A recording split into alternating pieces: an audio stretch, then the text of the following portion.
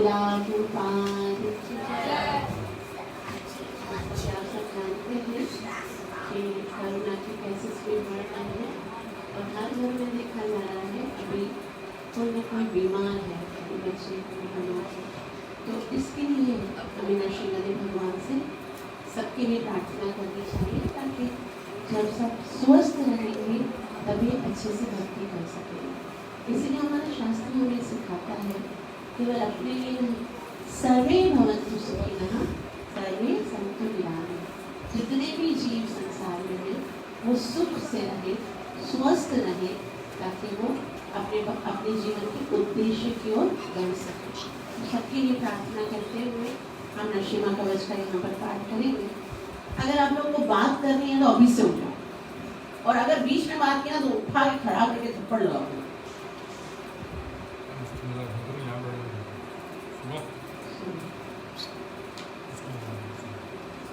सब ध्यान से नरसिम्हा कवच पढ़ेंगे।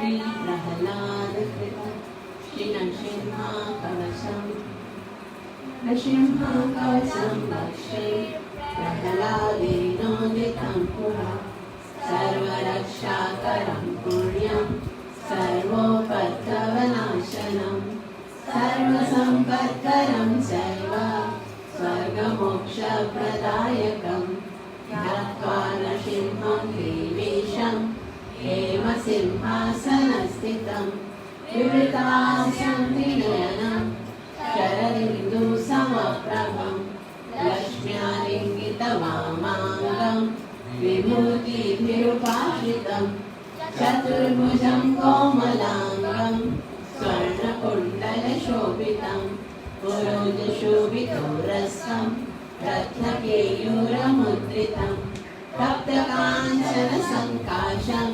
पीतनिर्मलवाससं इन्द्रादिसुरमौलिस्तत् स्फुरन्माणिक्यदीप्तिभिः विराजितपदद्वन्द्वं शङ्खचक्रादिवेदिभिः गरुत्मदाशविनया स्तूयमानं मुदान्वितं सहृत्कमलसंवासं कृत्वा तु कवचं पठे नरसिंहो मे शिरः पातु लोकरक्षात्मसम्भव सर्वकुपिस्तम्भवास बालं मे रक्षतो ध्वनिं नरसिंहो मे दृशः पातु सोमसूर्याग्निलोचनं स्मृतिं मे पातु नरहरि मुनिवर्यास्तुतिप्रिया नासा मे सिंहनासस्तु मुखं लक्ष्मीमुखप्रिया सर्वविद्याधिपः पातु नरसिंहो रसना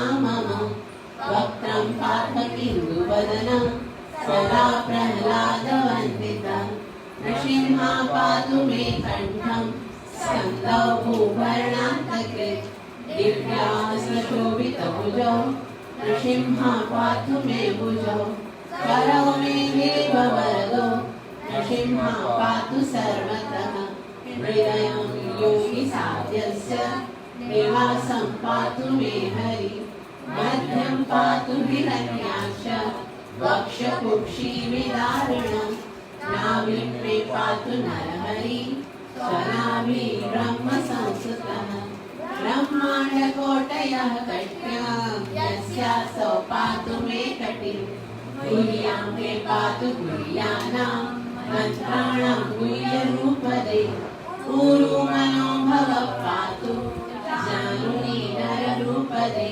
जङ्घे पातु धराभार कर्तायो सौम्यकेसरी सुरराज्यप्रदः पातु पादौ मे नरईश्वरः सहस्रशीर्षा पुरुषः पातु मे सर्वशस्त्रनो महोग्रः पूर्वतः पातु महावीराग्रजोनितः महाविष्णु दक्षिणेतु महाज्वालस्तु नैऋतो पश्चिमे पातु सर्वेषु दिशि मे सर्वतोमुखः नरसिंहा पातु वायव्यां सौम्यां भीषणविग्रहः ईशान्यां पातु भद्रो मे सर्वमङ्गलदायकः संसारभयं पातु मृत्योर्मृत्युर्निकेसरी इदं नृसिंहकवचं प्रह्लादमुखमण्डितं भक्तिमान्यः पठेत् नित्यं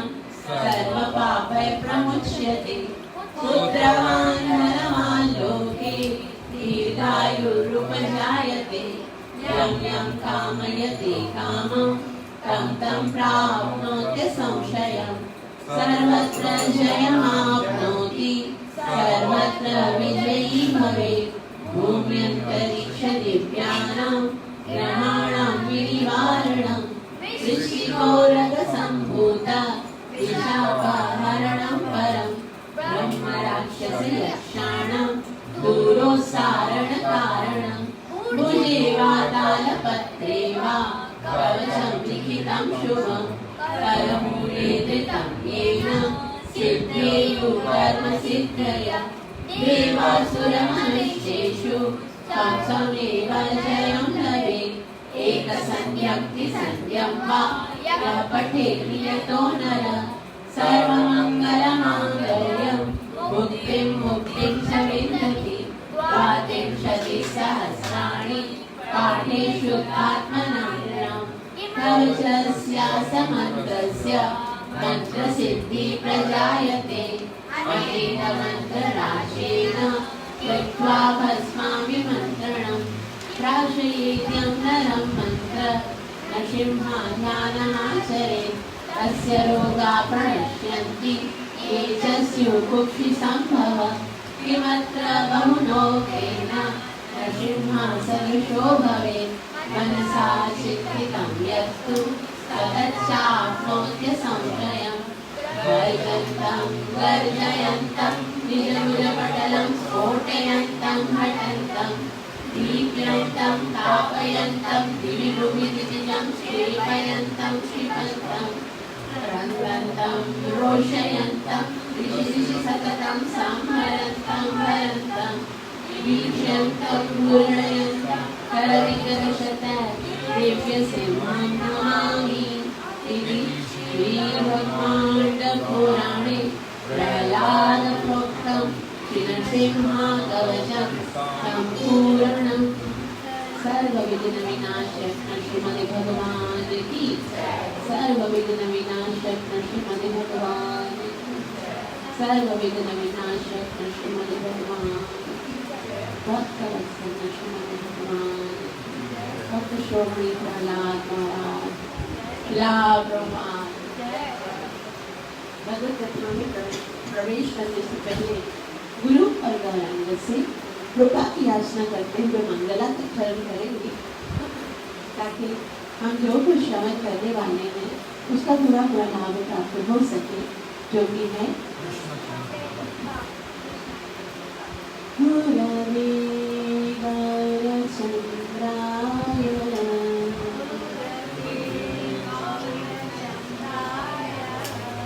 राधिकाय तदालये कृष्णाय कृष्णभक्ताय तद्भक्ताय नमो नमः हे कृष्ण करुणा सिंधु दीनबन्धु जगत्पति गोपेश गोपिका कान्ता राधा कान्त नमोस्तुते तप्तकाञ्चन गौरङ्गी राधे वृन्दावनेश्वरी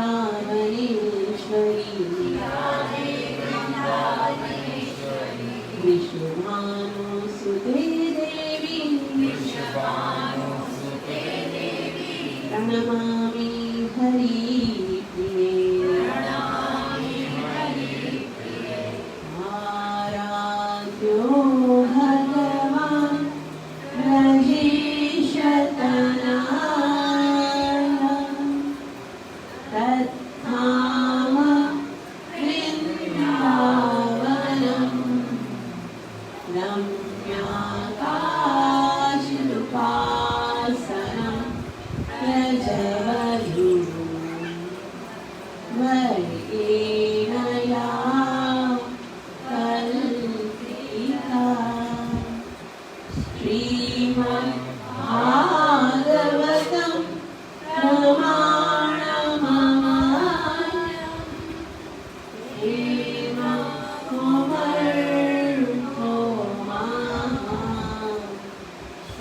चैतन्य महाप्रभु मतमेवम् तत्राधरो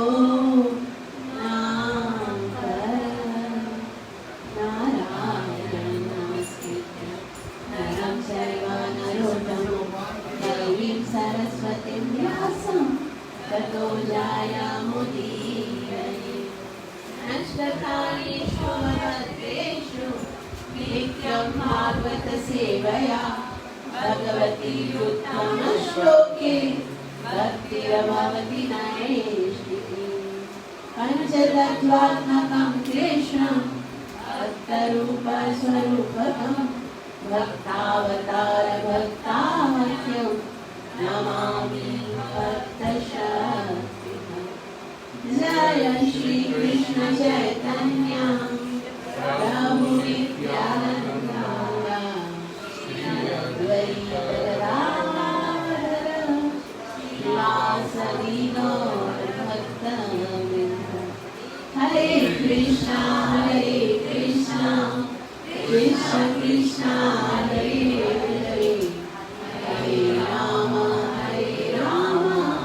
राम राम हरे हरे। श्रीमद्भागवत महापुराण की अत्यंत करुणामय करुण महाप्रभु की सर्वविघ्न विनाशक श्रीमद् भगवान गौरव प्रेमानंद। सबका बहुत बहुत स्वागत है मंडे की स्मृतियाँ में। और बहुत ही सुंदर समय चल रहा है, कार्तिक का महीना है। भगवान ने हमको अच्छा अवसर दिया है कि हम भगवान की लीलाओं को यहाँ श्रवण कर रहे हैं। और जैसा कि आप सब जानते हैं कि कार्तिक के महीने में बहुत सारे उत्सव हैं, बहुत सारे फेस्टिवल्स हैं। जैसे इसी महीने में शरद पूर्णिमा में रास खेली है, इसी महीने में गोवर्धन पूजा है, और क्या है दिवाली है, और क्या है दामोदर मास है, मैया ने रस्सी से भगवान को बांधा था।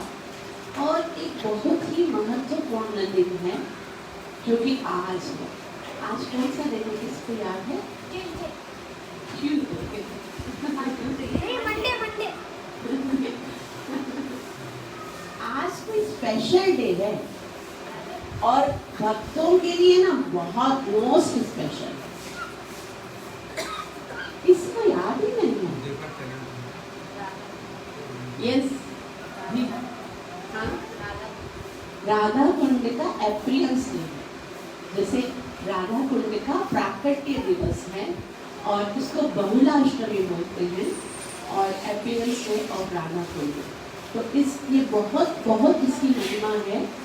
अगर हम इसकी महिमा सुने तो जितना राधाष्टमी की महिमा होती है ना, जैसे क्योंकि राधा कुंड और राधा महारानी में कोई अंतर नहीं है, अभिन्न है।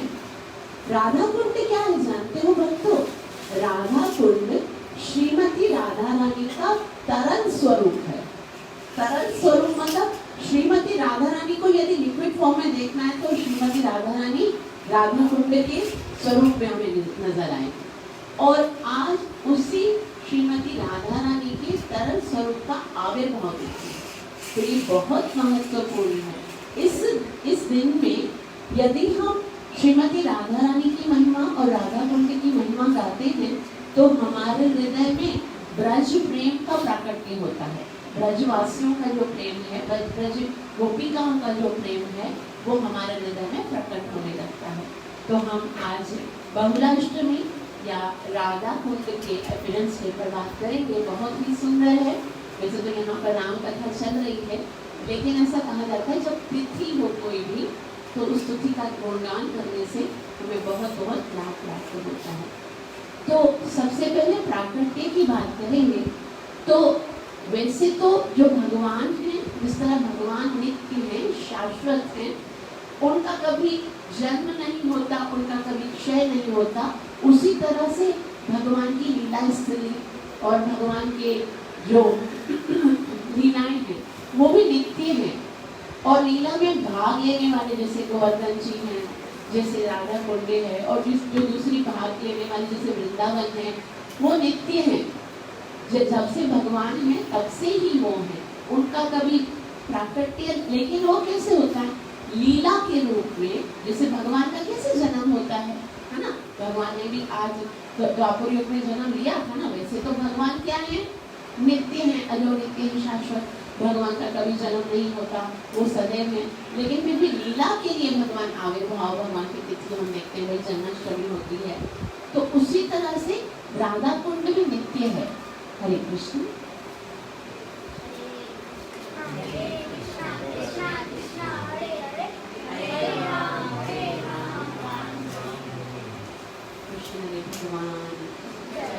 लेकिन इसी कारण लीला के लिए राधा कुंड का प्राकट्य होता है। और यही राधा कुंड का प्राकट्य पहले गौलोक वृंदावन धाम में होता है। जब श्रीमती राधा रानी भगवान श्री कृष्ण के विरह भाव में बहुत बहुत व्याकुल हो जाती हैं, तो उनके नेत्रों से बहुत अश्रुओं की धारा निकलने लगती है। और वही अश्रुओं की धारा से जो कुंड बना है वही राधा कुंड है। और जब कृष्ण श्रीमती जी के विरह में व्याकुल होकर अश्रु बहाते हैं, उन अश्रुओं के से जो कुंड बना है वो है श्याम कुंड। लेकिन वही राधा कुंड और श्याम कुंड इस भौतिक जगत में कैसे प्रकट हुए हैं उसको हम पढ़ेंगे, और उनकी क्या महिमा है उसको हम श्रवण करके उसकी महिमा को समझने का प्रयास करेंगे। श्री रूप गोस्वामी उपदेश अमृत के 9 श्लोक में बताते हैं, बहुत ही सुंदर और मेरा प्रिय श्लोक है। वे कहते हैं, वैकुंठा जनितो वरा मधुपुरी तत्रापि सोत्सवा वृंदारण्य मुरार पाणि रमणा तत्रापि गोवर्धना राधा कुंडमिह गोकुलपते प्रेमामृता लावना कुर्यादस्य विराजतो गिरितटे सेवा विवेकिनः। श्री रूप गोस्वामी कहते हैं, वैकुंठा जनितो वरा मधुपुरी। सबसे पहले हम कहाँ पर रहते हैं, वहां से अगर शुरू करेंगे तो हमको ज्यादा अच्छे से समझना है। हम कहाँ रहते हैं? इस भौतिक जगत में, जिसको पवर्ग कहा जाता है, दुख है, जहाँ पर परिश्रम है, जहाँ पर कठिनाइयां है, भय है, बंधन है और मृत्यु है। पदम पदम यद विपदा। तो ये दुखों के इस सागर से बहुत बहुत ज्यादा सुंदर क्या है? भगवान का वैकुंठ धाम। ये भौतिक जगत चाहे वो स्वर्ग भी हो, चाहे वो बड़े बड़े ऊपर के लोग भी हों, लेकिन सब क्षय हो जाते हैं ना। तो ये क्षय हो जाने वाले लोगों से जो सुंदर है वो क्या है? वैकुंठ है, जो कभी क्षय नहीं होता, यत्र नानिवर्तन्ते, जहाँ जाने के बाद वापस आया भी नहीं जाता। लेकिन यहाँ तक खत्म नहीं है, यहाँ से तो शुरू है। क्या बताया? वैकुंठा जनितो वरा मधुपुरी। वैकुंठ तो बहुत सुंदर है, लेकिन उससे भी सुंदर क्या है? मथुरा धाम है। मथुरा धाम क्यों सुंदर है, क्यों महिमावान है? क्योंकि साक्षात भगवान ने यहाँ पर जन्म लिया है। जो भगवान की प्राकट्य, कोई साधारण व्यक्ति भी बोलता है ना, ये मेरा जन्म भूमि है, तो उसका कितना आदर करते हैं, मेरा जन्म भूमि है। तो हम सोच सकते हैं कि साक्षात त्रिलोकीनाथ ने जिस जगह पर जन्म लिया है वो कितना महिमावान है ना? तो वैकुंठा जनितो वरा मधुपुरी। वैकुंठ से भी महत्वपूर्ण या महिमावान क्या है? मथुरा। लेकिन उससे तत्रापि रासोत्सव, उससे भी ज्यादा महिमावान क्या है? वृंदावन। वृंदावन में क्या है? भगवान ने रासलीला की। और कुर्वादप्य मोदार पाणि रमणा तत्रापि गोवर्धना, उससे भी ज्यादा महान क्या है? क्योंकि महान है गोवर्धन। गोवर्धन क्यों महान है? क्योंकि साक्षात भगवान ने 7 दिन तक अपने ऊपर उसको उठाया। भगवान की केवल कृपा दृष्टि भी किसी वस्तु पर पड़ जाती है ना, तो वो भी महान होता है। केवल भगवान ने हंस के देख लिया या खाली स्पर्श कर दिया पत्थर को, तो वो भी हलिया बन गया। और ये भगवान जो है वो 7 दिन 7 रातों पर जिस गोवर्धन को अपनी नख के ऊपर खड़े होकर छत्र की तरह खड़े हैं, तो वो गोवर्धन जहाँ पर भगवान ने कितनी अनेक लीलाएं की हैं, तो वो कितनी ज्यादा महान है। लेकिन इन सबसे भी ज्यादा महान क्या है? राधा कुंड मिहापि गोकुलपते। राधा कुंड जो है वो गोवर्धन से भी ज्यादा महान है। क्यों महान है? क्योंकि प्रेमामृता लावना, क्योंकि ये कोई कुंड नहीं है, ये साक्षात भगवान का अमृत स्वरूप है।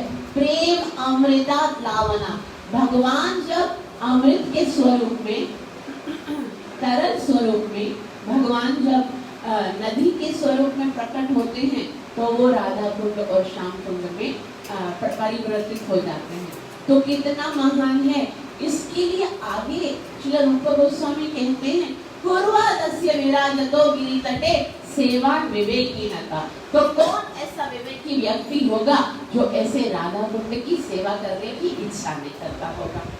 मतलब अगर थोड़ी सी भी बुद्धि किसी के व्यक्ति के अंदर है, तो उसकी क्या इच्छा होनी चाहिए कि आज भगवान क्योंकि राधा कुंड और श्याम कुंड के स्वरूप में हमारे पास है, तो हमको जाके क्या करना चाहिए? वहां पर सेवा करनी चाहिए। आपको अगर आज पता चले कृष्ण वृंदावन में साक्षात कृष्ण का जन्म है, तो क्या कोई पाकिस्तान में रहना चाहेगा? सब बोलेंगे कि मैं अभी जाके वहां पर जाके सेवा करूं। तो वही कृष्ण श्याम कुंड के स्वरूप में, वही श्रीमती जी, किशोरी जी, वही पूर्णेश्वरी श्रीमती राधा रानी जी राधा कुंड के स्वरूप में वहां पर विराजमान है, साक्षात उनका ही स्वरूप है। तो बोला कौन ऐसा विवेकी व्यक्ति होगा, कि कौन ऐसा बुद्धिमान होगा जो उनकी सेवा नहीं करना चाहे? मतलब जो नहीं करना चाहेंगे वो कौन होंगे? उनके अंदर विवेक ही नहीं है, उनके अंदर अक्ल नहीं है कि वो वहां पर जाके सेवा नहीं करना चाहते, यहाँ पर मरना चाहते। लेकिन है ना, एक बात फिर भी समझने की है कि ये जो भगवान की महान तीर्थ स्थलियां हैं, उनकी सेवा की कैसे जाए? क्या उनकी सेवा करने के लिए उन्हीं जगहों पर जाना आवश्यक है जहाँ पर ये लीला? ये बहुत आवश्यक है, वैसे तो बहुत आवश्यक है। और जैसे कार्तिक के महिमा हम पढ़ते हैं, तो कार्तिक मास की एक उसके अंदर एक अनुष्ठान ये भी होता है कि जो तीर्थ स्थान है वहाँ पर भी हमें जाना चाहिए। लेकिन अभी तो वैसे यहाँ से तो जाना वैसे ही कठिन था, वीज़ा और पासपोर्ट का इतना सारा झंझट, और अब तो वैसे ही बॉर्डर लॉक हो गया है ना, अब तो जाना ही एक जैसे बहुत कठिन लगता है। तो इसका मतलब क्या है? भगवान कितने करुणामय हैं कि भगवान कोई ना कोई योजना बनाते हैं। आपको बस इच्छा करनी है कि मुझे जाना है, तो भगवान यहीं पर बिठाए आपको वृंदावन की यात्रा कराते हैं। यहीं पर बैठे बैठे आप राधा कुंड और श्याम कुंड के दर्शन भी करोगे, यहीं पर बैठे बैठे उनकी सेवा भी करोगे, क्योंकि स्मरण की सेवा है। उन तीर्थ स्थलियों का, उन लीला स्थलियों का स्मरण करना, उनका गुणगान करना, उनके प्रति प्रेम और उनके प्रति जो आकर्षण है वो उत्पन्न करना, वही उनकी सेवा है, वही उनका स्पर्श है, वही उनकी यात्रा है। तो यहाँ पर बैठकर हम वही राधा कुंड में चलते हैं। श्री प्रभुपाद जी बताते हैं कि किस किस भाव से हमको राधा कुंड की सेवा करनी चाहिए, यानी भाव से होना चाहिए। ये जो सेवाएं हैं, अगर हम वहाँ पर जाते हैं, बहुत सारे लोग जाते हैं राधा कुंड में, लेकिन उनको एक नदी की तरह देखते हैं। जैसे हम यहाँ पर कैसे जाते हैं वाटर पार्क में जाते हैं, एंजॉय करते हैं और फिर आ जाते हैं, ऐसे जस्ट फॉर एंजॉयमेंट जाते हैं। कोई लाभ नहीं है जाने का, अगर हृदय में वो भाव नहीं है, वो प्रेम नहीं है, वो श्रद्धा नहीं है, तो तीर्थ स्थान का जाने का कोई लाभ नहीं मिलता। लेकिन यहीं पर बैठकर ना जाकर भी यदि हमारे हृदय में वहाँ के प्रति श्रद्धा उत्पन्न होती है, प्रेम और भाव उत्पन्न होता है, तो वो बहुत ज़्यादा श्रेष्ठ है। तो राधा कुंड और श्याम कुंड जो है वो कृष्ण और राधा रानी से अभिन्न है। श्रीमती राधा रानी स्वयं ही राधा कुंड के स्वरूप में है। और जिस तरह इसका एक उदाहरण ऐसे भी दे सकते हैं, जिस तरह से भगवान का जन्म कब होता है, कृष्ण जन्माष्टमी पर होता है, और श्रीमती राधा रानी का जन्म कब होता है, राधा अष्टमी के दिन होता है। उसी तरह से आज राधा कुंड का प्राकट्य भी बहुलाष्टमी के दिन होता है। तो यहाँ से अष्टमी के दिन, कार्तिक मास की जो ये प्रथम अष्टमी होती है, उसी के दिन बहुलाष्टमी होती है, राधा कुंड का प्राकट्य होता है।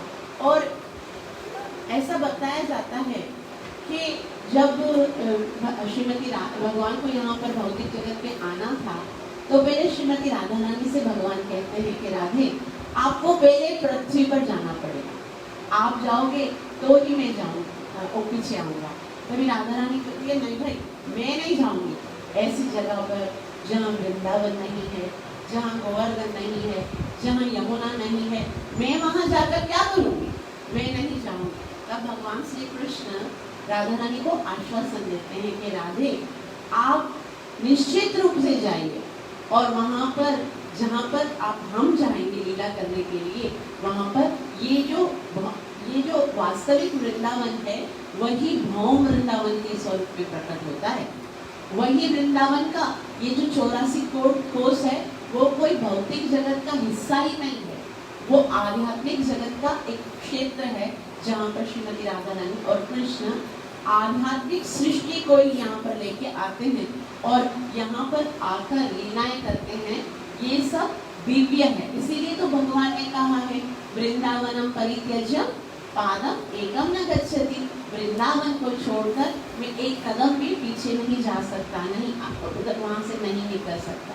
तो आदि वराह पुराण में श्रीला रूप गोस्वामी, आदि वराह पुराण में तो ये बहुत सुंदर तरीके से राधा कुंड की महिमा बताई गई, लेकिन श्रीला रूप गोस्वामी ने उपदेश अमृत के आखिर के जो 3 श्लोक हैं, उसमें भी बहुत बहुत महिमा बताई है राधा कुंड की। और ये राधा कुंड का प्राकट्य कैसे हुआ, जैसे कि आप सब जानते हैं कि जब भगवान श्री कृष्ण भौतिक जगत में आते हैं तो बहुत सारे असुर कंस बेचते हैं ना, उनको वध करने के लिए बहुत सारे असुर आते हैं। उनमें से एक असुर आते हैं जिनका नाम है वरिष्ठासुर, अरिष्टासुर।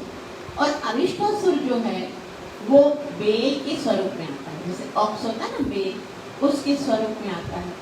और जो भगवान की गायें हैं ना, उनके अंदर आकर वो भी ऐसे ही चलन लगता है, जैसे ही मौका मिलेगा अपने सींगों से कृष्ण को वध कर देगा। लेकिन भगवान तो जानते हैं, अंतर्यामी हैं, और वो जानते हैं कि अब इसका उद्धार करने का समय आ गया है। तो भगवान उसे देखते ही पहचान देते हैं और जोर से देखते हैं, बोलते हैं अब तो तुम्हारी बारी है। और बहुत ही सुंदर तरीके से भगवान उसको युद्ध करते हैं, पहले सींगों से पकड़ते, फिर दुम से पकड़ते, गोल गोल गोल गोल घुमा के करके उसका वध कर देते हैं। अभी जैसे भगवान ने तो इस तरह से खेल में उनका वध कर दिया, लेकिन पहले तो उन्होंने सोचा कि इधर से सब गोपियाँ आ रही हैं, मटकियाँ हाथ में उठा के पानी भरने के लिए जा रही हैं यमुना के तट पर। तो भगवान ने सोचा, इन्होंने तो देख लिया कि मैंने कितना पराक्रम दिखाया, छोटे से हैं, अभी कृष्ण की आयु तो 8 साल की है, बिल्कुल छोटे से हैं, और वो देख रहे हैं कि अभी मुझे देख लिया है, मैंने कितना बड़ा बहादुरी का, शक्ति का काम किया, तो आकर क्या करेंगी, मेरी प्रशंसा करेंगी, मुझे अप्रिशिएट करेंगी, वाह कृष्ण वाह, तुमने एक ही झटके में इतने बड़े असुर को मार डाला। लेकिन गोपियाँ उनकी ओर आई नहीं, वो इधर से चली गई। बोला शायद मेरे पराक्रम को देखा नहीं, तो जाके मुझे बताना चाहिए, कोई एडवर्टाइजमेंट नहीं करेगा तो जाके खुद ही बताना पड़ेगा कि भाई मैं इतना महान हूँ। तो कृष्ण जाके देखा, तुमने देखा मैंने अभी अभी क्या किया, ये असुर, ये अरिष्टासुर असुर जो है वो बेल का स्वरूप धारण करके आया था, अगर मैं न मारता तो ये पूरे वृंदावन में पता नहीं कितना कोहराम मचा देता, देखो सबको हानि पड़ती, लेकिन मैंने अकेले इसका वध कर दिया। तभी वो आ ही रहे थे, गोपियां कहने लगी दूर दूर दूर हटिए, हमसे दूर हटिए, एक नंद के छोरे, यदि हमें स्पर्श किया तो हम मलिन हो जाएंगे। तुमने तो इतना बड़ा अपराध किया है, तुमने इतना बड़ा पाप किया है, इसलिए हमें स्पर्श करने का की चेष्टा मत करना।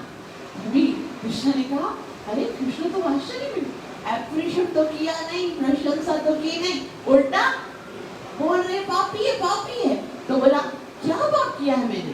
तुमने देखा नहीं कि असुर था ये?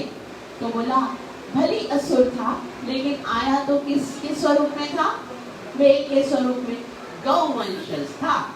और गौवंशज को मारने से गौ हत्या का पाप लगता है। तुम्हें याद नहीं क्या, इंद्र ने जब वृत्तासुर का वध किया था, वृत्तासुर भी तो असुर का स्वरूप लेकर आया था, लेकिन ब्राह्मण कुल में पैदा हुआ था, तो इसके लिए इंद्र को ब्रह्म हत्या का पाप लगा था, जिसके लिए उसको प्रायश्चित करना पड़ा था।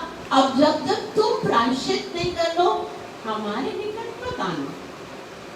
हरि कृष्ण का ये तो और भी अच्छा हो गया। एक तो मैंने ना इसको मारा राक्षस को, ऊपर से अभी प्रायश्चित भी करना पड़ेगा। तो कृष्ण ने कहा चलो ठीक है, बताओ, तुम मुझे बोले प्रायश्चित करना पड़ेगा, प्रायश्चित ही करना है ना, बताओ कैसे प्रायश्चित करूं, जैसे तुम बोलोगे ना मैं वैसे करने के लिए तैयार। बोला देखो, गौ हत्या जो है ना वो सबसे बड़ा पाप है। गौ हत्या से बड़ा पाप कोई नहीं होता है, और तुमने इतना बड़ा पाप किया है, तो अब तुमको क्या करना पड़ेगा, संसार में जितनी भी पवित्र नदियां हैं ना, सबके अंदर एक एक नदी के अंदर जाके तुम्हें स्नान करना पड़ेगा। एक भी नदी नहीं छोड़ना, सब नदियों में स्नान करके जब वापस आओगे ना, तब हम तुम्हें पाप से मुक्त समझेंगे। तब तक तो पापी दूर दूर दूर रखना। तो अच्छा ऐसा है। तो कृष्ण ने कहा मैं जाऊंगा क्या नदियों में स्नान करने के लिए? तुम्हें पता नहीं है मेरी शक्ति, तुम्हें पता नहीं है मेरा वैभव, ये सारी नदियां मेरे ही तो इशारे पे तो जो बहती हैं। मैं यद भयावाती बातों, ये हवा जो है मेरे इशारे पे हवा बहती है। ये जो अग्नि में प्रकाश है ना वो मेरे इशारे, ये सूर्य जो चमकता है ना वो मेरे भय से चमकता है, ये इंद्र जो वर्षा करता है ना वो मेरे भय से करता है। और तुम कहते हो मुझे जाना पड़ेगा, एक इशारा करूंगा ना सारी नदियां आ जाएंगी। और कृष्ण जैसे ही ऐसा कहते हैं, ऊपर से पुकारना शुरू कर देते हैं। सबसे पहले बोलते हैं, ए समुद्र देव आप आइए, गंगा नदी आप आइए, यमुना जी आप आइए, गोदावरी जी आप आइए। और ऐसे ऐसे सारी नदियां जो है वो सब जितनी भी नदियां हैं वो वहां पर प्रकट हो जाती हैं। हाथ जोड़ के कहती हैं, हमारा सौभाग्य है स्वामी कि आपने हमें स्मरण किया, कहिए हमारे लिए क्या आ गया है। तब कृष्ण कहते हैं, पहले अपना परिचय कराओ। फिर सारी नदियां अपना अपना इंट्रोडक्शन कराती है कि मैं सूर्य पुत्री यमुना हूँ, मैं कैलाश से आई हुई गंगा हूँ, मैं प्रयागराज हूँ, मैं ये हूँ। सारी नदियां अपना अपना परिचय कराती। फिर भगवान क्या करते हैं, एड़ी है ना भगवान की जो ही, उससे एक खड्डा खोदते हैं और वहाँ पर एक बहुत बड़ा खड्डा बन जाता है। वहाँ पर बोलते हैं कि अब सारी नदियां यहाँ पर समाविष्ट हो जाएंगी, और सारी नदियां उसके अंदर आ जाती हैं। सब जब सारी नदियां उसके अंदर आ जाती हैं तो भगवान उसके अंदर बहुत ही अच्छे से स्नान करते हैं। और स्नान करके भगवान पवित्र होकर, भगवान तो पवित्र हैं, लेकिन फिर भी गोपियों ने बोला था ना अभी पवित्र नहीं हो, तो स्नान करने के बाद वापस जाती है। तो जाते हैं भगवान गोपियों, देखा मेरे एक इशारे पर सारी नदियां आ गई और मैं स्नान करके अब तो ठीक है, अब तो देखो मैं पवित्र हो गया, लेकिन तुम अपवित्र हो गए। क्यों, हम क्यों अपवित्र हो गए? बोला देखो मैंने तो राक्षस को मारा था, तुमने एक तो इल्जाम लगाया मुझ पर कि तुमने गौ हत्या की है, फिर भी इल्जाम लगा के बाद भी मैंने तो अपना पाप समाप्त कर दिया, लेकिन तुमने मनुष्य का जन्म दिया है, आज तक कोई पुण्य का काम किया है? हमेशा बस खाली ये करते रहते हो और खाली मक्खन निकालते रहते हो, बेचते रहते हो, लेकिन कोई पुण्य का काम भी करना चाहिए ना। हाथ में कोई पुण्य का काम नहीं किया, तुमको भी अभी पुण्य का काम करना चाहिए। तुमको भी सारी जितनी नदियां हैं ना उसमें अंदर स्नान करना पड़ेगा, वरना तब तक तुम भी अपवित्र हो। जाओ तुम लोग अभी स्नान करो। अभी ये तुमको मेहनत भी करने की जरूरत नहीं, वैसे भी नदियां तो सारी आ गई हैं, तो इसी के अंदर स्नान कर लो। राधा रानी और गोपियों ने एक दूसरे को देखा, बोला इस नदी में हम स्नान करेंगे, तुमने ब्रह्मा गौ हत्या का पाप किया था, गौ हत्या वाले ने इसके अंदर स्नान किया तो ये नदी भी अपवित्र हो गई। अब इसी नदी में हम लोग स्नान नहीं करेंगे। बोला जाओ फिर, जाओ सारी नदियों में भटको, जहाँ जहाँ पर नदियाँ उधर जाओ, तुम्हारे कहने में थोड़ी आएंगी। तो राधा रानी ने कहा क्यों, हम क्यों जाएंगे। राधा रानी ने खुद भी सोचा भाई मेरे अंदर भी शक्ति है, मैं भी बुला सकती हूँ। तो राधा रानी ने क्या किया, अपने कंगन से एक जो है ना धरती जो है उसको, उसमें एक छोटा सा कुंड बनाया। और फिर कृष्ण ने कहा ठीक है, तुम अभी परिश्रम इतना किया है तुमने, अब फिर भी मैं तुम्हारी मदद करने के लिए, मैं तुम्हारी सहायता करने के लिए तैयार हूँ। तुम ऐसा करो, मेरी नदी से पानी निकाल के अपनी नदी में डालो, ठीक है। राधा रानी ने बोला हमें तुम्हारे उपकार की जरूरत नहीं, हम तुम्हारे उपकार के ऊपर थोड़ी डिपेंडेंट है, हम अपनी सहायता से करेंगे। तो मैं, और इतनी सारी गोपियां हैं, इतनी सारी गोपियां हैं, तो बोला एक एक घड़ा भी भर के आएंगी ना तो तुम्हारी नदी से ज्यादा पानी हो जाएगा हमारा। तो सारी गोपियां जो है वो अपना अपना घड़ा उठाती, और श्रीमती राधा रानी बोलती है हम ना ये नदियों से पानी लेंगे ही नहीं, जिन जिन नदियों ने तुम्हारे अंदर सहायता की है ना, उनसे हमें लेना ही नहीं है पानी, हम एक अलग से नदी से पानी लेंगे। बोला अच्छा कहाँ से, बोला मानसी गंगा से लेंगे हम। मानसी गंगा प्रकट हुई और वहां से सारी, जहाँ राधा कुंड है ना, वहां से लेकर सारी गोपियां जो है ना वो एक क्यू में खड़ी हो गई। और एक गोपी जो है वो पानी का मटका बढ़ती है, दूसरी गोपी को देती है, फिर दूसरी को देती है, ऐसे करते करते करते करते सारी गोपियां जो है वो पानी का मटका जो वो राधा कुंड में डाला। अभी कृष्ण देख रहा है, बोला बेचारी गोपियों को कितना परिश्रम करना पड़ रहा है, और लेकिन क्या करे, क्योंकि वो एक तो उनकी नदी में स्नान नहीं करना चाह रही है, और दूसरा वहां से पानी भी नहीं लेना चाह रही है। तो फिर कृष्णा ने एक योजना सोची, बोला ऐसे मटका बढ़ते बढ़ते तो बेचारी को रात हो जाएगी, कब तक करते रहेंगे। तो कृष्णा ने योजना सोची, जितनी भी नदियां कृष्ण कुंड में थी ना, श्याम कुंड में, उनको बोला आप लोगों जितनी भी नदियां हो ना वो एक देवी का स्वरूप धारण करो, मतलब सबके भी हाथ पे एक देवी बनकर प्रकट हो जाए, और वो आकर राधा रानी से विनय करे, राधा रानी को प्रार्थना करे कि वो हमें स्वीकार करे। तो उनमें से एक देवी प्रकट होती हैं और राधा रानी के चरणों पे गिर के बोलती हैं आप बहुत महान हैं, आपकी महिमा का बखान ब्रह्मा जी नहीं कर सकते, शिव जी नहीं कर सकते, इंद्र नहीं कर सकते, आपकी महिमा केवल कृष्ण ही आपकी महिमा कर सकते हैं। आप तो कितनी महान हो, आप और जितने भी देवी देवता हैं हम सब हमेशा कृष्ण की सेवा करने के लिए उत्सुक होते हैं, लेकिन साक्षात कृष्ण जो है वो हमेशा आपकी सेवा करने के लिए उत्सुक होते हैं। इसलिए हमारा एक निवेदन है, हमारी हम पर कृपा कीजिए, आप हमें यूँ ठुकरा देंगी तो हम कहीं के नहीं रहेंगे। तो श्रीमती राधा रानी तो इतनी करुणामयी है, तो उसको दुखी देखकर बोली कि बताओ मैं क्या, आप क्या चाहते हो, हमें क्या सेवा करना चाहते हो। तो बोला हमें स्वीकार कीजिए ना, आप खाली मानसी गंगा से अगर जल लेंगी और हमसे नहीं तो हमारा तो जीवन ही व्यर्थ हो जाएगा, हम अगर आपकी सेवा नहीं कर सके तो हमारे जल का लाभ ही क्या है। तभी उन्होंने श्रीमती राधा रानी ने कहा ठीक है, फिर आप लोग अगर इतना दुखी हो रहे हो तो आ जाइए, हम आपको भी स्वीकार करेंगे। तो फिर सारी जितनी भी नदियां हैं वो जो राधा कुंड और श्याम कुंड के बीच में जो दीवार है उसको फैलान के सारा राधा कुंड में पानी आया, और फिर सारी जितनी भी गोपियां हैं वहाँ पर उन्होंने स्नान किया। और राधा रानी जो है स्नान करने के बाद इतना प्रसन्न होती हैं, इतना प्रसन्न होती हैं। अब तो वो ये जो खेल की लड़ाई होती है ना वो थोड़ी देर के बाद खत्म हो जाती है और फिर प्रेम लीला शुरू हो जाती है। फिर श्रीमती राधा रानी कृष्ण से कहती हैं कि हे कृष्ण, मुझे ये जो आपका कुंड है ना वो मेरे लिए बहुत प्रिय है, मैं सदैव इस कुंड में आती रहूंगी, इसमें स्नान करती रहूंगी, और जो भी इस कुंड में स्नान करेगा उससे मैं प्रेम भक्ति प्रदान करूंगी। कृष्ण कहते हैं मैं भी सदैव तुम्हारे इस राधा कुंड में आऊंगा, यहीं पर निवास करूंगा, क्योंकि ये तुमसे अभिन्न है। तो मैं जितना प्यार तुमसे करता हूँ ना राधे, उतना ही प्रेम मैं इस कुंड से करूंगा। यहाँ तक कृष्ण कहते हैं, श्री रूप गोस्वामी लिखते हैं यथा राधा प्रिया विष्णु तस्य कुंडम प्रियं तथा सर्वगोपीषु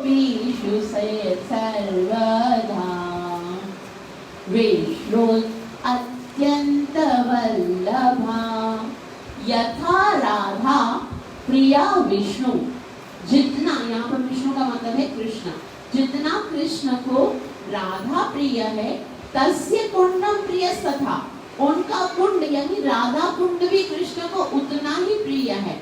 क्यों प्रिय है? क्योंकि सर्व गोपीषु सर्वेका, जितनी गोपियां हैं उनमें सर्व गोपी श्रोमणी जो है वो श्रीमती राधा रानी है, इसलिए विष्णु अत्यंत वल्लभा, इसलिए वो भगवान को बहुत बहुत प्रिय है। तो भगवान को राधा कुंड इतना ही प्रिय है, और ऐसा भगवान स्वयं अपने मुख से कहते हैं, कुंडेर महिमा जानी राधा महिमा। कुंड की कोई महिमा करता है, यदि राधा कुंड की कोई महिमा करता है तो समझो वो राधा कुंड की नहीं, श्रीमती राधा रानी की महिमा कर रहा है। और उसकी जो मधुरमा है, कुंडेर मधुरिमा जानी राधा मधुरिमा, कुंड के अंदर, राधा कुंड के अंदर जो आनंद है, जो मधुरिमा है, वो साक्षात श्रीमती राधा रानी का ही माधुर्य है। तो बहुत बहुत महत्व है श्रीमती राधा रानी के इस कुंड का, राधा कुंड का और आज के दिन का। लेकिन क्या हुआ, जब ये कृष्ण, जब राधा कृष्ण इस भौतिक जगत में थे, उस समय तक तो राधा कुंड और श्याम कुंड जो है वो बहुत प्रकट थे, और सब आते थे, दर्शन करते थे, सब गोपियाँ और वहाँ पर आते थे, खेल क्रीड़ा होता था। लेकिन कुछ समय के बाद जब भगवान श्री कृष्ण ने अपनी इस प्रकट लीला को समाप्त किया, अपने धाम में वापस चले गए, तो राधा कुंड और श्याम कुंड कृष्ण और राधा रानी के तीव्र ब्रह्म के कारण वो इस भौतिक जगत को, वो भी सोचते थे अब हम क्या, जहाँ पर राधा रानी ने स्नान किया है, जहाँ पर कृष्ण ने, और वो अब विरह हो गया, तो उस ऐसा नहीं है। हम क्या देखते हैं कि नदियों को नदियों के भाव से देखते हैं, पृथ्वी को पृथ्वी से, लेकिन उनके अंदर आध्यात्मिक जगत में प्रत्येक वस्तु चेतन होती है। वो भी सोचते हैं कि अभी हमारे जीने का क्या लाभ, जब हम कृष्ण और राधा रानी की सेवा नहीं कर रहे, वो तो चले गए, तो वो भी लुप्त हो गए। राधा कुंड और श्याम कुंड भी लुप्त हो गए, प्रकट नहीं थे, अब मतलब दिखाई नहीं देते थे, वो लुप्त, सूख गए। मतलब उसके बाद क्या होता है, जब भगवान श्री कृष्ण इस भौतिक जगत से चले जाते हैं, तो भगवान के एक पुत्र हैं जिनका नाम क्या है, प्रद्युम्न। प्रद्युम्न के पुत्र का नाम क्या है, क्या है, अनिरुद्ध। अनिरुद्ध के पुत्र का नाम क्या है, वज्रनाथ। ठीक है, यहाँ तो वज्रनाथ जी जो हैं, उन्होंने बहुत बहुत उपकार किया है हम सब भक्तों के ऊपर। यहाँ पर आज आप देखते हो ना, वृंदावन की जितनी भी स्थलियाँ हैं, लीला स्थलियाँ हैं, विग्रह हैं, जो मुख्य वो सब वज्रनाथ जी की देन है। जब भगवान द्वारिका से चले गए थे, तो फिर वज्रनाथ जो हैं वो मथुरा आते हैं। मथुरा में उस समय युधिष्ठिर जी का ही राज्य था, लेकिन जब उन्होंने देखा कि भगवान श्री कृष्ण चले गए हैं, तो क्योंकि परीक्षित महाराज को तो श्राप मिल गया था, तो फिर वहाँ पर हस्तिनापुर का जो राज्य है वो वज्रनाथ को दिया गया। वहाँ पर उनका राज्याभिषेक हुआ था, और वज्रनाथ जब हस्तिनापुर में आए थे, तो वहाँ पर उनको बहुत, क्योंकि वो कृष्ण से बहुत प्रेम करते थे, कृष्ण चले गए थे, लेकिन उन्होंने सोचा अभी मुझे वृंदावन में जाकर भगवान की लीला स्थलियों को देखना है। तो वृंदावन धाम से उनको गहरा लगाव था, लेकिन जो वृंदावन जब वो गए, तो उनको कृष्ण की कोई भी लीला स्थलियाँ हैं ना, वो इतनी प्रकट रूप में दिखी नहीं। क्योंकि क्या हुआ था,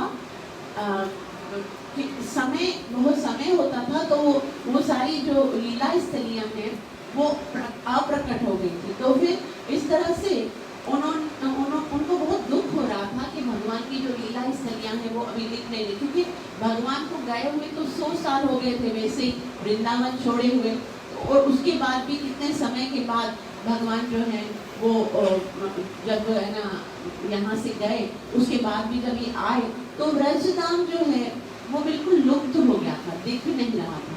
तो बहुत ज़्यादा दुखी हुए वज्रनाथ जी, क्योंकि उन्होंने सोचा कि कृष्ण चले गए और कृष्ण की सारी लीला स्थलियाँ चली गई, तो आगे के लोग जो हैं उनको भगवान के प्रति प्रेम और आकर्षण प्रदान करने के लिए ये लीलाएं, ये स्थलियाँ कितनी महत्वपूर्ण है, तो ये अप्रकट होगी, अब क्या करना चाहिए। तो बहुत ज़्यादा दुखी होकर वही ब्रजधाम में ही वो है ना वहीं पर लेट गए धरती पर ही कि मैं क्या करूँ, अब मैं कुछ कर ही नहीं सक रहा हूँ।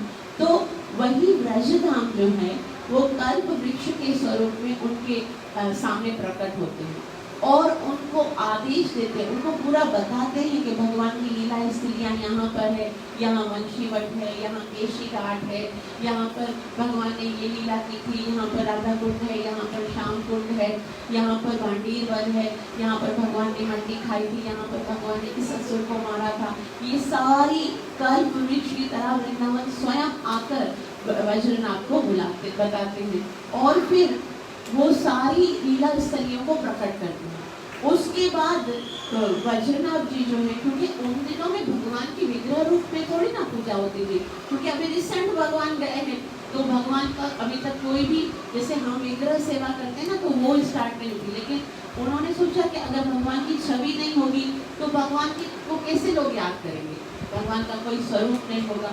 तो पहले जो भगवान की विग्रह की स्थापना है ना वो भी वज्रनाथ जी, उन्होंने 16 विग्रह को बनाया था। अभी भी वृंदावन के जो मुख्य विग्रह हैं, जैसे राधा मदन मोहन जी हैं, राधा गोविंद देव जी हैं, और वो वज्रनाथ के जमाने की है। और क्योंकि उन्होंने कृष्ण को देखा, उन्होंने तो कृष्ण को नहीं देखा था, लेकिन उस समय परीक्षित महाराज की जो माता जी हैं उत्तरा, उन्होंने तो कृष्ण को देखा था। याद है जब ब्रह्मास्त्र लगा था तो कृष्ण के पास आई थी और कहा था कि कृष्ण कृष्ण महायोगी में, तो कृष्ण को देखा था ना, तो वो खुद इंस्ट्रक्शंस देती थी, जो मूर्ति बनाते थे कि कृष्ण के नेत्र ऐसे थे, कृष्ण के होंठ ऐसे थे, कृष्ण के हाथ इस तरह से पकड़ते थे, कृष्ण इस तरह से खड़े होते थे। तो जैसे जैसे वो कृष्ण का शेप बताती थी ना, वो वैसा वो बनाते थे।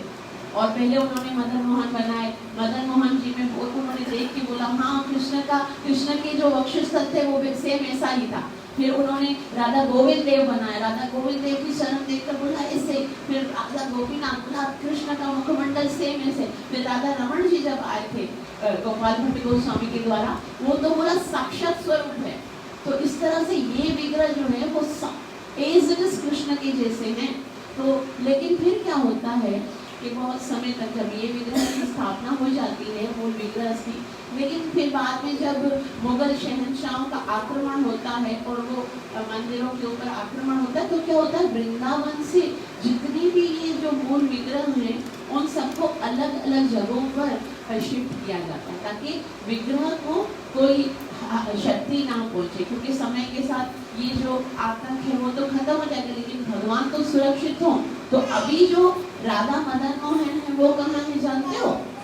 राधा मदन मोहन जो वृंदावन में शुरू हुए, जो सनातन गोस्वामी जिनकी सेवा करते थे, राधा मदन मोहन का मंदिर तो है जो परिक्रमा मार्ग में जो ऊपर हम चढ़ के जाते हैं, वो राधा मदन मोहन का मंदिर तो है, बट उनकी जो रियल वाली विग्रह है वो वहां पर नहीं है, वो करौली में है। और राधा गोविंद देव का जब मंदिर बना था तो 3 फ्लोर का, उस जमाने में 3 फ्लोर का मंदिर बनता ही नहीं था। मुगल शहंशाह ने देखा, बोला मेरा जो मेरा महल है वो 2 फ्लोर का है और ये भगवान का इन लोगों के भगवान का जो महल है वो 3 फ्लोर का। तो उन्होंने क्या किया, फ्लोर ही काट दिए। नहीं, उनका 3 का था और 7 का था जैसे भगवान का, तो ऊपर के फ्लोर काट दिए, ऐसे कर दिया, मंदिर ही तोड़ दिया पूरा। तो ये जो राधा गोविंद देव का जो आज राधा गोविंद देव जो भगवान है वो कहाँ पर है? वो जयपुर में है। तो अलग अलग विग्रहों को, और ज्यादातर सारे जो विग्रह थे उनको राजस्थान में शिफ्ट किया गया, क्योंकि वहां पर नहीं था मुगलों का इतना आक्रमण। और उसके बाद और भी बहुत सारे उन्होंने है ना विग्रह बनाए थे, दाऊ जी और उसकी वृंदा देवी और ये सारे विग्रह। और आज अगर देखा जाए तो वृंदावन में उन विग्रहों में जो वज्रनाथ के जमाने के थे, उनके जमाने में एक वृंदा देवी जो काव्यावन में है और दूसरा दाऊ जी का टेम्पल है जो अभी भी वहाँ पर है। बाकी सारे जो है अधिकतर वहाँ से समाप्त हो गए थे। तो ये जो वज्रनाथ जी का जो ऋण है ना हमारे ऊपर, कि उन्होंने किस तरह से भगवान को सुरक्षित रखा, भगवान के स्वरूप को सुरक्षित रखा, भगवान की लीला स्थलियों को सुरक्षित रखा, वो हम कभी नहीं चुका सकते। जितने भी हमारे जनरेशंस आते जाएंगे वो उनका लाभ उठाते रहेंगे। और लेकिन फिर क्या होता है, उनके जाने के बाद वापस से ये सारी लीला स्थलियां लुप्त हो जाती हैं। फिर वापस से, क्योंकि समय गुजरता है और जब वहाँ पर मेंटेन नहीं होती हैं वस्तुएं, तो फिर वो सारी जो लीला स्थलियां हैं वो कई साल के बाद फिर से अप्रकट हो जाती है। और जब चैतन्य महाप्रभु वृंदावन जाते हैं ना, तो खोजने लगते हैं कहाँ पर है राधा कुंड, कहाँ पर है श्याम कुंड, कहाँ है बंसीवट। वो देख रहे, रोज आ रहे कि मेरी लीला स्थलियां कहाँ गई, क्योंकि उन्होंने खुद लीलाएं की हैं, वो कभी मिली नहीं रही हैं, तो वो बहुत ज्यादा दुखी होते हैं। और ऐसा बताते हैं रघुनाथ दास गोस्वामी भक्ति रत्नाकर में ये सारा बताया जाता है कि जब महाप्रभु आते हैं वृंदावन में, राधा कुंड को खोज के रोते हैं। राधा कुंड दिखता ही नहीं है, बस क्या है उस दिनों में एक छोटा सा बस एक कुंड है, क्योंकि उसको मेंटेन किया नहीं, एक छोटा सा कुंड है, उसमें थोड़ा सा पानी। उसको देखते ही महाप्रभु समझ गए कि यही है, बोलने लगे जोर से, हाँ निताई यही है राधा कुंड है, ये राधा कुंड है। उसी में लोट-पोट होने लगते हैं, थोड़ा सा पानी है, कीचड़ लगी हुई है, उसमें लोट-पोट के अपने आप को पवित्र करते हैं। वृंदावन के वासी जो है वो देख के इतना आश्चर्य कहते। और वहीं पर जहाँ अगर आप भगवान कभी सौभाग्य प्रदान करें, वहीं पर जहाँ पर राधा कुंड है, जो परिक्रमा मार्ग में है, वहाँ पर इमली तालाब है। इमली तालाब में वहाँ इमली का पेड़ है, उस पेड़ के नीचे लेकर महाप्रभु ने बहुत भजन किया था। आज भी वो पेड़ है और उसको इतना सुरक्षित मतलब प्रोटेक्ट किया गया है कि उसको कोई काटते नहीं। कहा जाता है किसी ने इसको काटने का प्रयास किया था तो उसमें से ब्लड निकल रहा था, तो वो बहुत ही सुंदर। और उसके बाद भी महाप्रभु ने तो वो लीला स्थलियां जो है ना, क्योंकि वो तो दिव्य है तो उनको तो मिल गई, लेकिन फिर भी जो उनके बाद जो उनके अनुचर जब जाते थे तो मिले नहीं। फिर उसके बाद जब रघुनाथ दास गोस्वामी जाते हैं, रघुनाथ दास गोस्वामी जो कि रूप गोस्वामी और सनातन गोस्वामी के अंडर में रहकर उन्होंने जब इन लीलाओं स्थलियों के बारे में सुना था, तो वो उनकी आज्ञा से जब वो वृंदावन जाते हैं, फिर उन्होंने सोचा कि मुझे अभी पुनः अच्छे से सारी जितनी भी लीला स्थलियां हैं उनको प्रकट करना है।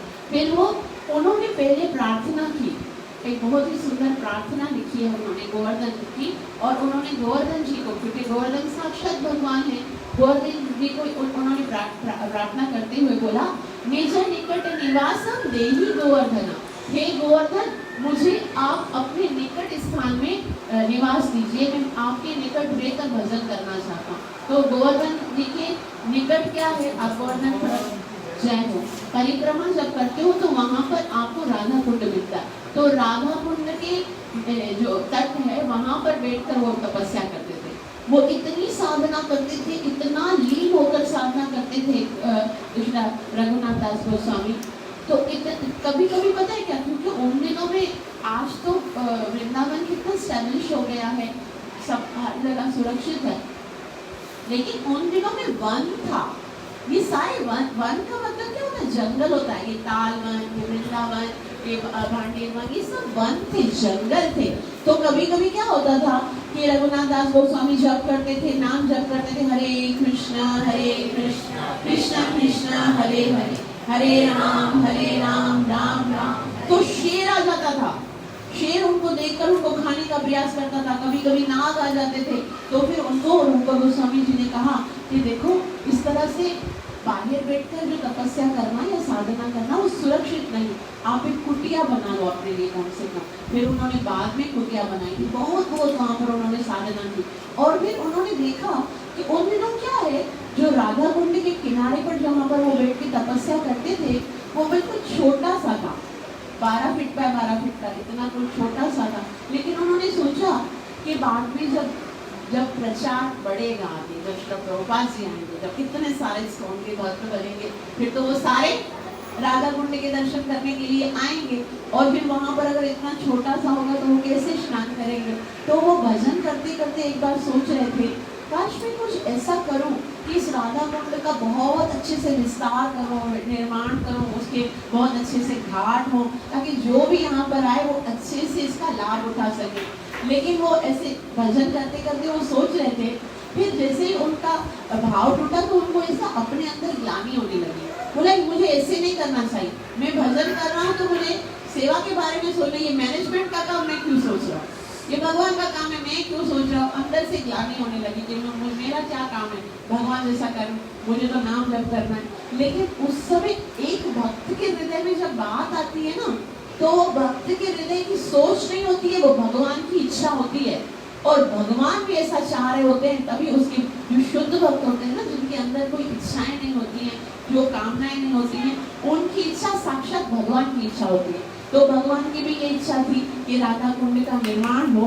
तो उस समय क्या होता है कि एक बहुत ही दूर एक व्यक्ति होता है जो बहुत बड़ा व्यापारी होता है, बहुत रईस होता है, और वो व्यापार के लिए बद्रीनाथ जा रहा है। बद्रीनाथ है ना, जैसे हमारे 4 धाम हैं, इसमें कौन कौन से धाम हैं?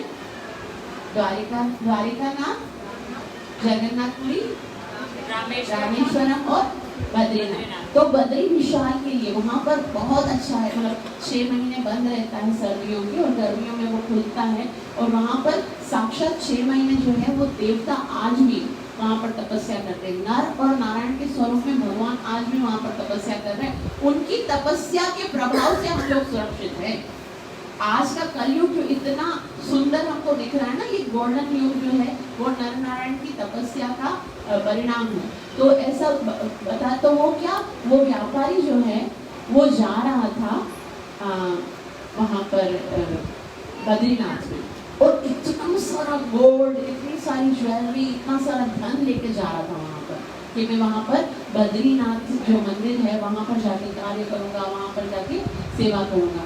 लेकिन वही रात को, क्योंकि रात हो जाती थी वनों में, फिर वहाँ पर स्टे करते थे, तो रात को जब वो विश्राम कर रहे थे तो साक्षात बद्री नारायण जो है वो उनके सपने में आकर कहते हैं कि नहीं, तुम्हें वहाँ आने की जरूरत नहीं है, यहाँ पर मेरा एक भक्त है, राधा कुंड की सेवा करना चाहता है, राधा कुंड को निर्माण करना चाहता है, तुम ये सारा धन उसे दे दो, ताकि वो राधा कुंड को निर्माण करे, और आगे जाकर सब भक्त लोग राधा कुंड में आकर स्नान करें, उनकी महिमा देखें, वहाँ के दर्शन करें और अपने जीवन को सफल करें। तो जैसे, और बोला उसका नाम बताया, बोला उसका नाम रघुनाथ है, वो वहाँ पर मिलेगा, पूरा वहाँ पर एड्रेस बताया।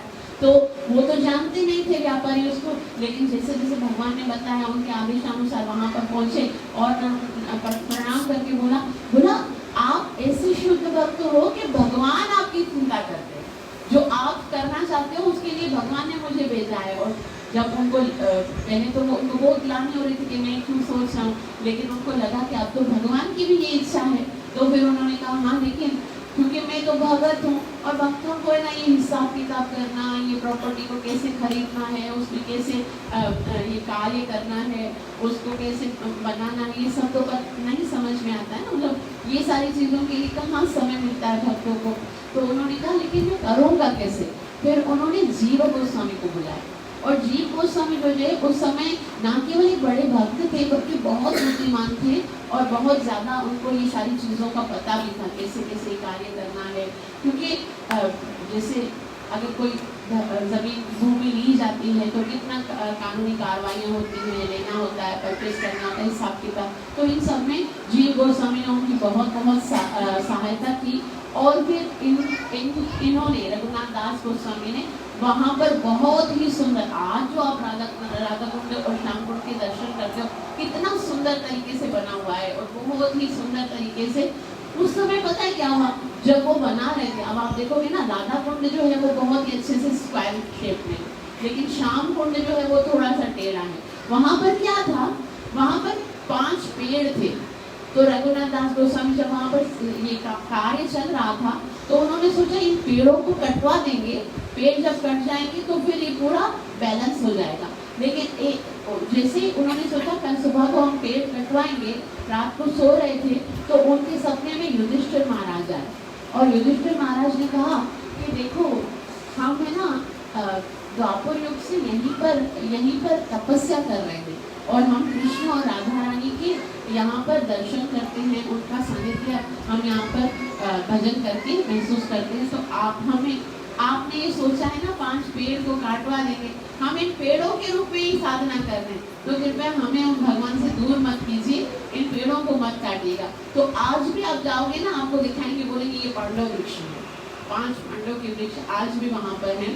तो इस तरह से इस तरह से राधा कुंड और श्याम कुंड का निर्माण होता है और ये बहुत बहुत सुंदर है।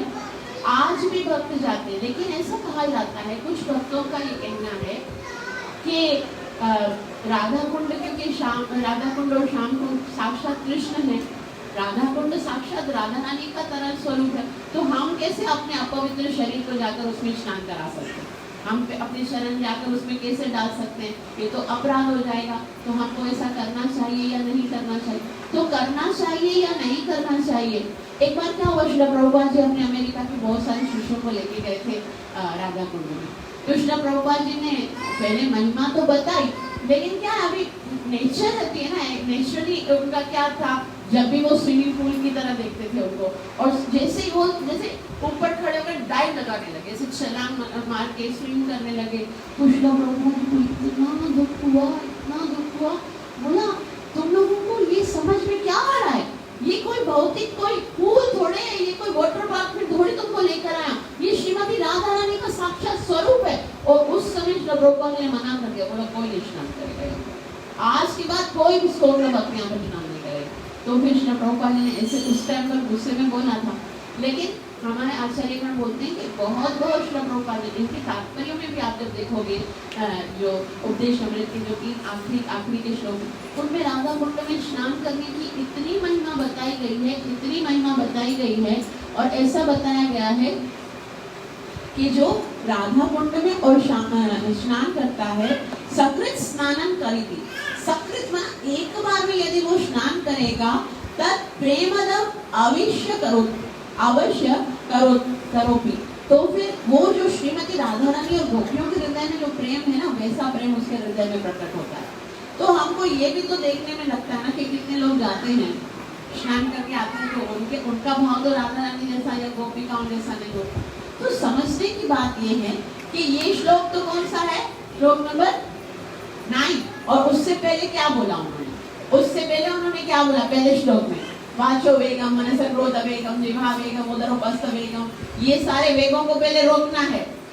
उसके बाद क्या करना है, अत्याहार प्रयासस्य प्रजनको नियमाग्रह जनसंज्ञस्य, ये सब करना है। ये सब जब उसके बाद क्या करना है, उत्साह निश्चयान धैर्य तत्त कर्म प्रवर्तते संग त्याग ततो वेद्य षड्विध भक्ति प्रसिद्ध्यति। उसके बाद भक्तों के साथ किस तरह से व्यवहार करना है, क्या करना है, ददाति पति गृह्णाति गुह्यम आख्याति, ये सब करने के बाद जब हृदय शुद्ध हो जाएगा, जब नाम अपराध से बचकर जब हम जप करेंगे, जब प्योरिटी के साथ जब हम लीला स्थलों का दर्शन करते, तभी उसका वास्तविक लाभ मिलता है।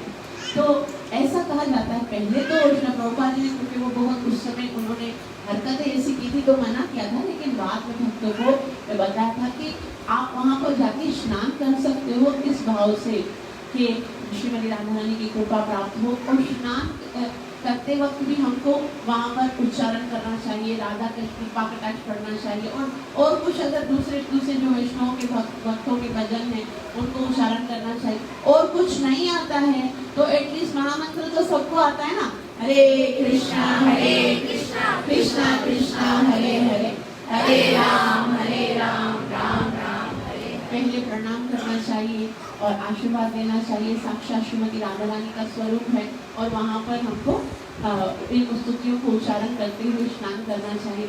और दूसरा, वहाँ पर जितने भी प्राणी रहते हैं ना, वो कोई साधारण नहीं है, ये सोच के जाना। अक्सर ऐसा होता है, वहाँ पर पांडे होते हैं जो वो बोलते हैं भाई आप पूजा कराइए, पति पत्नी आ जाइए, आपको पूजा करेंगे, फिर ये मिलेगा। फिर हम अगर करवाना है तो करवाइए, नहीं करवाना है तो नहीं करवाइए, लेकिन उनके प्रति कभी भी मन में ये भाव नहीं रखिए देखो लूट रहे हमको। जैसा भी वो, अगर वो तो भगवान की कृपा है, वहाँ इन तीर्थ यात्राओं में, इन तीर्थ स्थानों में वो भगवान ने अपने भक्त भेजे हुए, वहाँ पर जाकर ना हृदय पता नहीं इतना कंजूस हो जाता है कि देने का दिल नहीं करता। ऐसा होता है यहाँ पर भक्त जो है ना, वो बहुत दिल खोल के देते हैं। तीर्थ स्थानों में जाएंगे ना, वृंदावन में जाएंगे, बोले नहीं ये मांग रहा है ना, इसको नहीं, पॉकेट में रखेंगे, ऐसा पता नहीं क्यों हो जाता है ऐसा। ये माया वहां पर भी देखती है कि कितना भगवान से प्यार करते हो, कितना धन से प्यार करते हो। वहां पर तो लुटाने के लिए जाओ, वहां पर जो है ना आप कोई ले रहा है ना, अगर कोई दान ले रहा है तो हम पर उपकार कर रहा है, वो सब भगवान के पार्षद होते हैं, उनको कोई जरूरत नहीं, लेकिन हम पर कृपा करने के लिए बोलते हैं आप ये पूजा करवाइए, आप ये पूजा करवाइए। तो ये भाव यदि मन में नहीं भी आता है तो किसी की भी जैसे उनकी ना निंदा करने का भाव नहीं होना चाहिए, उनका उपहास करने का भाव नहीं होना चाहिए, सबको आदर और प्रेम के साथ हमको दर्शन करना चाहिए। और बहुत बहुत महिमा है राधा कुंड की, और ऐसा कहा जाता है जो इन आज के दिन बहुलाष्टमी के दिन राधा कुंड की महिमा को श्रवण करता है उसे अवश्य कृष्ण प्रेम की प्राप्ति होती है। आप सबका बहुत बहुत आभार है मुझे अवसर प्रदान किया। कृपया मेरे लिए प्रार्थना अवश्य कीजिएगा कि मैं अपनी सेवा में साधना को अच्छे से कर सकूं। हरे कृष्णा कृष्णा कृष्णा हरे हरे, हरे राम राम राम हरे हरे, हरे कृष्णा कृष्णा कृष्णा हरे हरे, हरे राम राम राम हरे हरे, हरे कृष्णा कृष्णा कृष्णा हरे हरे, हरे राम राम राम हरे हरे। युद्धधर्म हरिनाम संकीर्तन की, कलियुगाधार हरे कृष्ण महामंत्र की, बहुलाष्टमी महा